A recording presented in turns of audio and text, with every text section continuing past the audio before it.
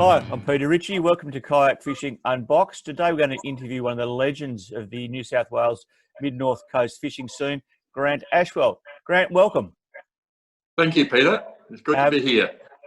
Now, my pleasure. Now, obviously I've known you for about 4 years now through my visits to Southwest Rocks, but tell me a little bit about yourself to start with. Like, where were you born and when, roughly? I was born in the late 40s in New Zealand. I lived in Christchurch. And in my childhood, I was a trout fisher person. I never caught many, but I did most of my fishing for trout. And I was an avid reader of fishing magazines.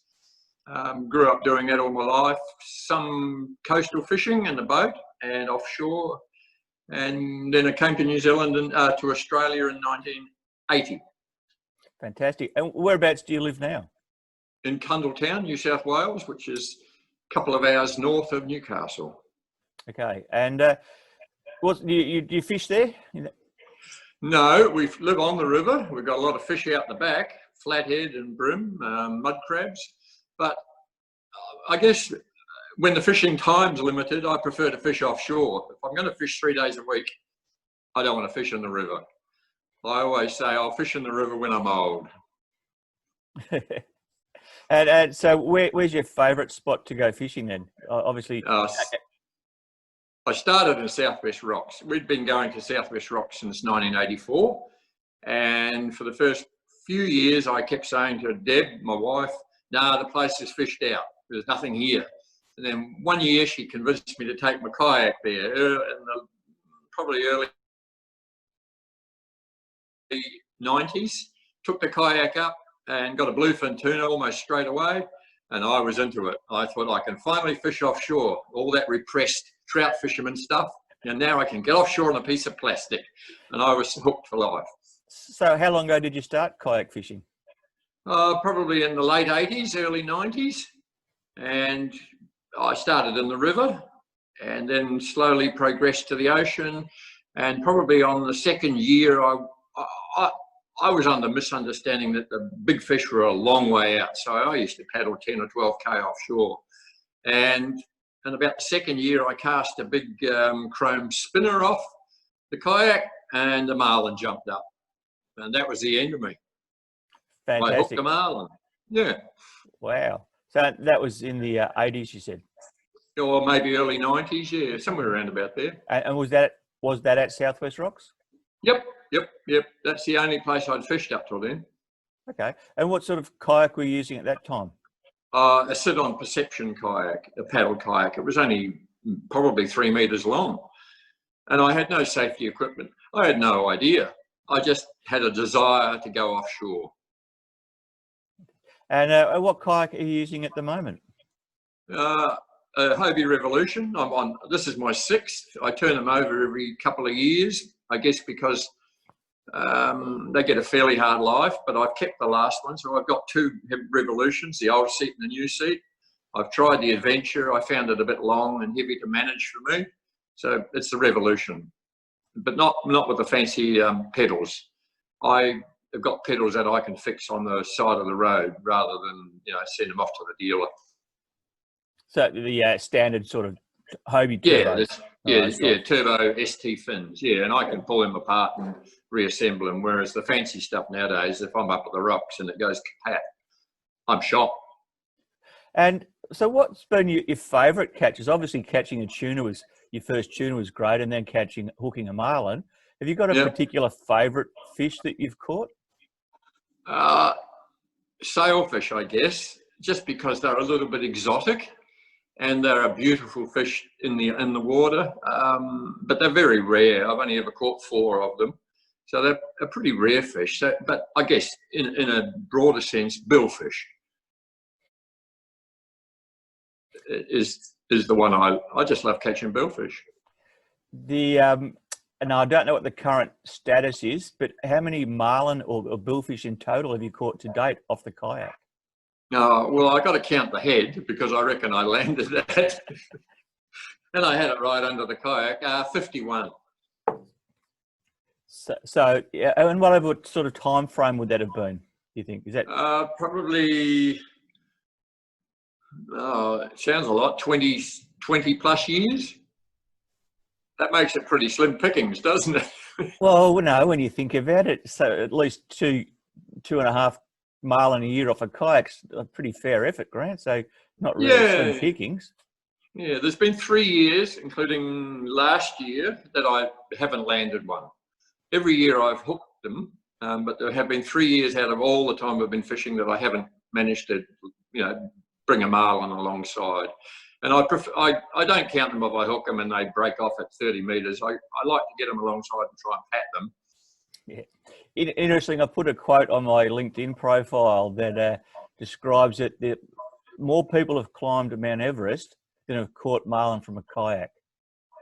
Oh. So you're in a fairly elite group.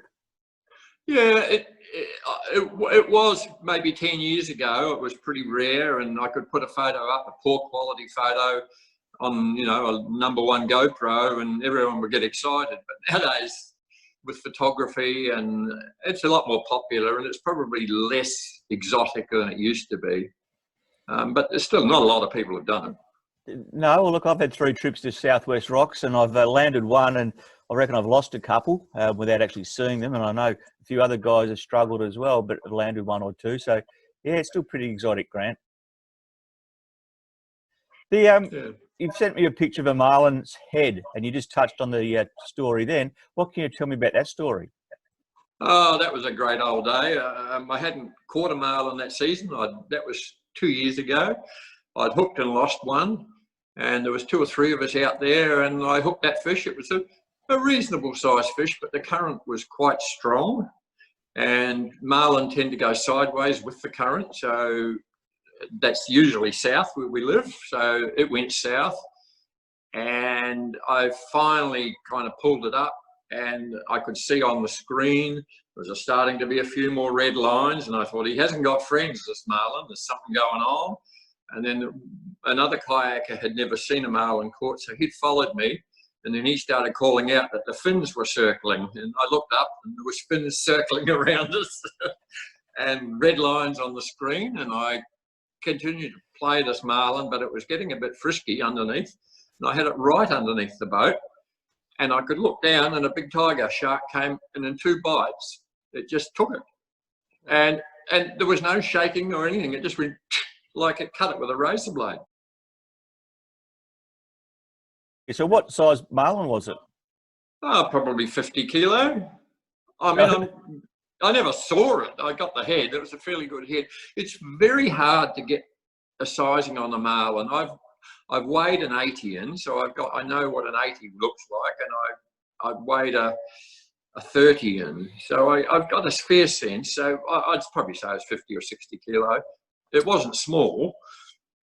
Well, I can vouch for your skills in estimating the marlin's weight, because the one I landed and unfortunately couldn't revive it, so I brought it to shore. You guessed it at 35 kilos, and I reckon you were almost spot on. It was 35 kilos. So yeah. You have good days and bad days, but yes, it's about right. I'm pretty good. Excellent. So what's next? What's your next challenge? Obviously, I'm sure you'd like some more sailfish, but anything else? Well, it's been a miserable season we've had. In the last 5 years, I've started snapper fishing over winter. So I only took that up probably 5 years ago. I really enjoy that. I love the way they strip the line off, and I love the bend of the rod. So over winter, I'll chase snapper. And I like bait or dead bait for snapper. And you'll be fishing Southwest Rocks. That's where you're going for the snapper? No, I don't fish Southwest Rocks in winter. Southwest Rocks is really only a summer fishery. People that fish Southwest Rocks in winter tend to launch there, but go to Grassy Head or Blackfish Rock. So there's not much reef out the front of Southwest Rocks. So I fish Crowdy Head in winter. If you could give people advice about, like, say, fishing in the Southwest Rocks area, what advice would you give them? Anything in particular? Yes. Whether it's water temperature or location or time of the year or current, without giving all away your secrets. No, there's no secrets. I'm quite public in it. I only use 30-pound line. Some people they tend to go very heavy, and the gear is unmanageable, and it's not a lot of fun. So 30-pound line with a 50-pound fluorocarbon leader. I don't use the swivel. Get good at catching live bait and keeping the bait alive. The better the bait is, the healthier the bait is, the more chance you've got of catching a fish. And prepare. If you're not sure about the knot, tie it again, and then again and again. Preparation is the key, and persistence, because I've gone up to 18 trips and not hooked one in a year, but it could be tomorrow. So you've got to be ready every day for that one bite. And it might be the only bite you get all year. I did notice on one of your rigs that we snuck a look at secretly while you were asleep and not looking, you've got some tinsel tied around the head of the hook. Yeah, I started doing that a few years ago, tying little coloured teasers on the front of the hook, little flashes and things like that. And a lot of people are doing it now, and I know it's fairly popular now from South Africa. But when I'm after marlin, I like to have a bit of flash out there. And marlin and sailfish, and I do it with wahoo as well. And I have different colours for the fish. I think wahoo like purple, so I like to put purple on for wahoo, and I change it around. No, that's fantastic information. So, and I'm pretty sure, well, I know personally that you love to share your conversation, but you'd rather do it in front of somebody with perhaps a beer or a scotch or something around as well. So, maybe. No, I could talk all day about fishing. I don't. Years ago, I had secrets, but as you get older, I think, well, I'd rather hand it on now, because I'm in the twilight of my fishing career. I'm getting on, and I like to say, well, this is how I do it. There's a couple of things I don't talk about, but most of it I'm happy to share now, and people, I'm happy to tell people. Well, I know you shared a little bit of information with me about actually holding the line while you're trolling, and I know I've done that the last few trips, and that's how I know I've missed some marlin, just listening to you talk and explain how they bite and how they spin the fish around in their mouth. And I've just been a bit anxious and just struck a bit early. But it's exciting to think, hang on, I listened to Grant, I followed what he said, I just didn't do it quite patiently enough. And I reckon my success rate's going to go up. So thank you personally for that information. One other quick thing is you're running a Bixby on the Revo. You're still running that? Yes. And you're enjoying that? Fantastic, yeah. Because my health's not that good now, so I use the Bixby as an assist, not all the time, but certainly I use it all the time to come home. So I can fish hard, or as hard as I can all day, and then when I'm ready to come home, I just punch that button up to 10 and pedal and sit back, and it is just the most wonderful thing. Yeah. Fantastic. And for those who don't know what a Bixby is, it's just a small electric motor, basically jet propulsion style, attached to your rudder, I believe. Yeah, I've attached mine to my rudder, and I run the battery right up the front of the Revolution, and the cable along the side of the kayak. Yeah, it's a little extra trouble. You've got to charge the Bixby, but look, it's worth it for me. It's not something that I would think you need to do when you're 25 or 30 or 40, but when you're getting on a bit, it's good to have an extra set of legs. Oh, look, and there's always a crowd around you when you're fishing, unfortunately, so there's always someone around. Yeah, well, people follow me. Well, they think I've got some magic, and there's no magic. It's just time in the water. Yeah, well, I'll be guilty of following you. You've seen me. It's not hard to mistake the Mexican on the yellow sailing tribe, Moran. No. And I guess the thing about Southwest Rocks is that the marlin in particular tend to concentrate on a couple of areas, and so they're heavily fished, and sometimes that's not good. I like to, if there's a lot of people around, I like to go north of where they're fishing, so that as the fish comes down in the current, you're going to get first shot at it, rather than wait for it to go where it's on the reef where it's heading. No, look, I couldn't agree more about getting away from the noise. It's been successful for me there on different fish. Grant, thank you very much for your time. Is there anything else you'd like to say at the moment, other than tell us to suffer because it's cold here and you're still catching big snapper? Yeah, well, it's been pretty hard this year, and no one I know is getting many big snapper, but I'm getting a few. No, there's nothing. I just think if people have got questions, I'm happy. I'm on YouTube, but I'm not on YouTube, on Facebook, and people can ask me questions. I'm happy to give them my best shot. Fantastic, Grant. Thank you for your time. thank Deb for getting the IT organised. Deb's your wife, and you know that, but viewers might not. And I'll post some pictures up as well during the interview. So good luck, and we'll see you at Southwest Rocks in at the end of February next year from the Victorians. Yep. Fantastic. Thank you, Peter. Thanks, Grant. Bye. Bye.